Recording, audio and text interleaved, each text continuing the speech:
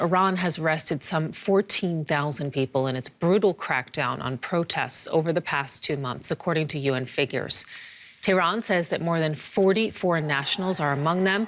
In many cases, Western diplomats are refused access to their citizens. Police have repeatedly opened fire on protesters across the country. The United Nations is considering whether to launch an international investigation into the crackdown. The protests were triggered in September by the death in police custody of 22-year-old Mahsa Amini, who was arrested for wearing her headscarf too loosely. Now let's bring in Miriam Claren. Since October of 2020, her mother, Nahid Tawadi, has been imprisoned in Iran, and she joins us now. Your mother has been detained for more than 2 years now. How is she? Hello. First of all, I want to salute the brave people of Iran and announce my solidarity. My mom is right now at the women wing of notorious Evin prison. She was recently on medical furlough, but despite not completing medical treatment, she was brought back to Evin prison on November 13. And this came after the relationship between Germany and the Islamic Republic of Iran escalated because my mom is a German citizen. Tell us a little bit more about that dual citizenship, because as you mentioned, she's German, Iranian. How does that help or hurt her case? Unfortunately, the Islamic Republic of Iran has a long history in using dual or foreign nationals as bargaining chips in negotiation with the other country. In our case, this is Germany. So since my mom has a dual citizenship, Iran says they do not recognize their German citizenship, so she has no consular access. The German authorities were not able to attend her trial.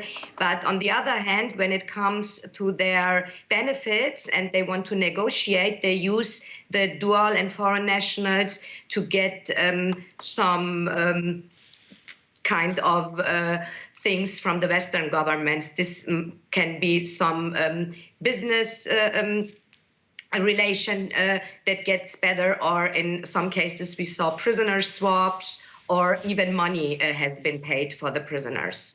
So what do you think, is happening or is happening now to those 40 foreigners who have been reportedly arrested during protests, given what you know from the experience with your mother?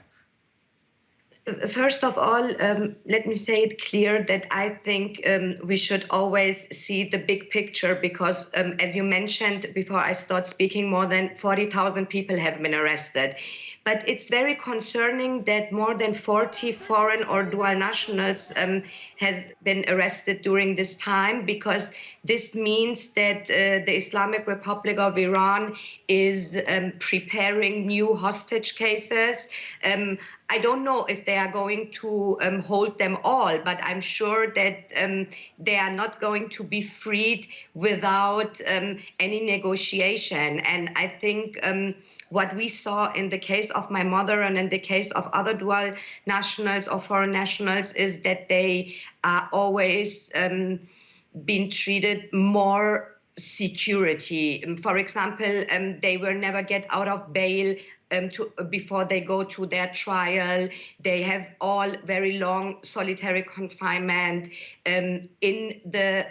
While serving their sentences, they are always something like special prisoners. For example, when there was the fire in Evin prison on October 15, the American citizens were brought to another place immediately after the fire broke out. So this shows us that they have much value for the Islamic Republic of Iran, and that also show us that it's not only a thing between the prisoner and the Islamic Republic of Iran. The Western governments are responsible too, because the plight of the foreign and dual national prisoners is very much connected to the relationship to the Western government where the prisoner is from. So given all of that, what is your message now to the international community? I think that it is very important that the international community shows their solidarity with the people of Iran. We are now witnessing a very strong movement. Some people call it a revolution in Iran. And I think it's important to stay by the people of Iran, to back them.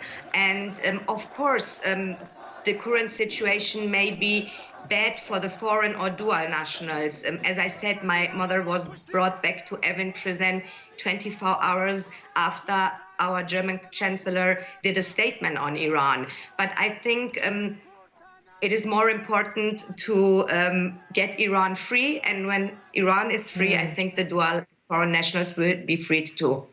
Well, thank you so much for joining us, Miriam Claren, for joining us with that message and also for telling us about your mother's case. We very much appreciate it. Thank you.